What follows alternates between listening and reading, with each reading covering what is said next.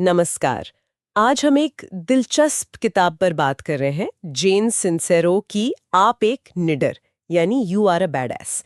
ये किताब खास उन लोगों के लिए है जो जिंदगी में कुछ बड़ा करना चाहते हैं पर कहीं ना कहीं रुके हुए हैं। शायद खुद पर शक है या कोई डर है। तो आज हम समझेंगे कि ये किताब क्या कहती है, कैसे अपने अंदर की वो जो शक्ति है उसे जगाकर एक बेहतरीन जिंदगी जी जा सकती है। यही है ना इसका मेन आइडिया। हाँ बिल्कुल। ये किताब सीधे अटैक करती है उन मानसिक बाधाओं पर, उन मेंटल ब्लॉक्स पर जो हमें आगे बढ़ने से रोकते हैं। इसमें सबकॉन्शियस माइंड की बात है, डर की बात है और सेल्फ लव मतलब खुद से प्यार करने की अहमियत बताई गई है।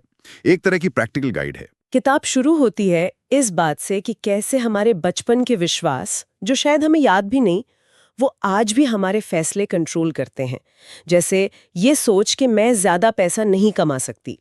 इन्हें किताब में लिमिटिंग बिलीफ कहा गया है। ये कैसे काम करते हैं असल में? देखिए, ये हमारे सबकॉन्शियस में मतलब अवचेतन मन में बैठ जाते हैं। इसलिए लेखिका कहती हैं सबसे पहला काम है इन्हें पहचानना कि भाई कौन सी पुरानी सोच है जो मुझे रोक रही है, और फिर उसे चैलेंज करना। इसी से जुड़ा है ईगो का कॉन्सेप्ट। किताब के हिसाब से ईगो हमें हमारे कंफर्ट जोन में मतलब सुरक्षित दायरे में रखना चाहता है, बदलाव से बचाता है। अच्छा, तो फिर ये जो हम बहाने बनाते हैं, मेरे पास टाइम नहीं है या पैसे कहाँ है, ये सब असल में ईगो के तरीके हैं हमें रोकने के। हाँ, लेखिका का तो यही कहना है। ये बहाने जो हैं ये अक्सर डर का ही एक एक छिपा हुआ रूप होते हैं। और इसी डर और लिमिटिंग सोच से बाहर निकलने के लिए किताब यूनिवर्स या एक हायर पावर पर भरोसे की बात करती है। मतलब पॉजिटिव सोचो, पॉजिटिव वाइब्स भेजो, तो वैसी ही अच्छी चीजें आपकी तरफ आएंगी। लॉ ऑफ अट्रैक्शन वाला कॉन्सेप्ट। हम्म ये सुनने में थोड़ा आध्यात्मिक सा लगता है, पर क्या ये प्रैक्टिकल भी है? किताब इसे प्रैक्टिकल कैसे बनाती है? प्रैक्टिकल ऐसे कि ये सिर्फ सोचने को नहीं कहती, ये कहती है सोचो, उसे महसूस करो और फिर उस पर एक्शन लो। और इसी में आता है सेल्फ लव, आत्म प्रेम। लेखिका कहती हैं कि ये कोई लग्जरी नहीं है, ये जरूरत है। जब तक हम खुद अपनी वैल्यू नहीं करेंगे, है ना, तब तक दुनिया या यूनिवर्स से कैसे उम्मीद करें। और ये स्वार्थ नहीं है, ये खुद को रिचार्ज करने जैसा है। और शायद इसीलिए वो पॉजिटिव माहौल और पॉजिटिव लोगों के बीच रहने की सलाह देती हैं, ताकि वो एनर्जी बनी रहे। निश्चित रूप से माहौल का बहुत असर पड़ता है हमारी सोच पर, हमारी एनर्जी पर।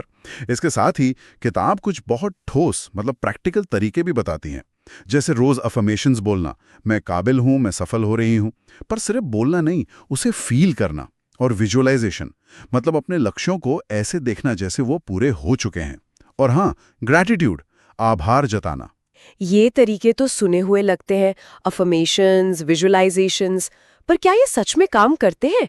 किताब क्या कहती है इस बारे में? किताब का जोर इस बात पर है कि लगातार करने से ये हमारे सबकॉन्शियस माइंड को रीप्रोग्राम करते हैं, हमारे अंदर के विश्वास को बदलते हैं।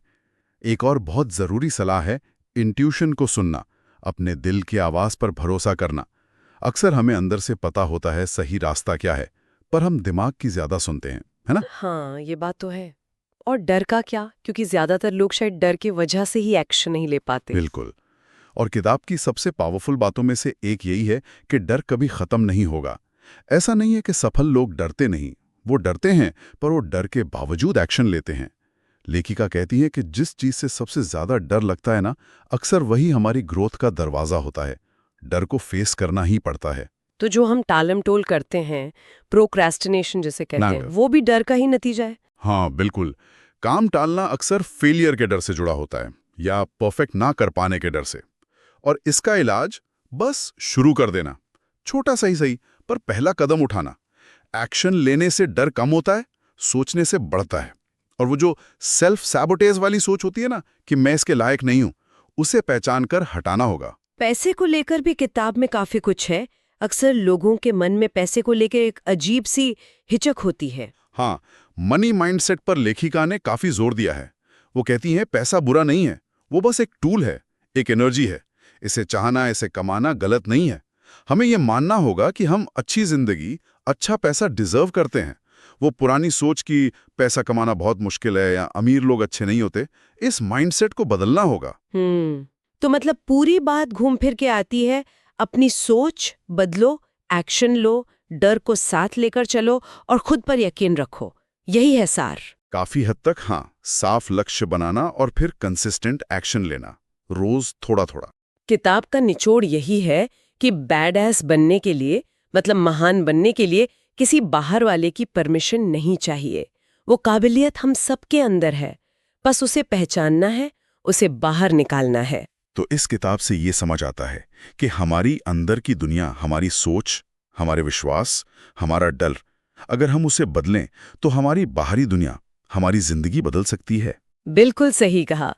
और इसमें जो टूल्स दिए हैं, अफर्मेशंस, विजुअलाइजेशन, ग्रैटिट्यूड, एक्शन लेना, ये सब उस अंदरूनी बदलाव को हकीकत बनाने के तरीके हैं। पर यहाँ एक सवाल है जो सोचने पर मजबूर करता है। अगर किताब ये कहती है कि डर कभी पूरी तरह जाएगा नहीं, तो फिर रोजमर्रा की जिंदगी में उस डर को महसूस करते हुए भी वो एक छोटा सा मीनिंगफुल कदम उठाना, वो असल में कैसा दिखता होगा? शायद इस पर सोचना एक अच्छी शुरुआत हो सकती है। वाकई ये सोचने वाली बात है।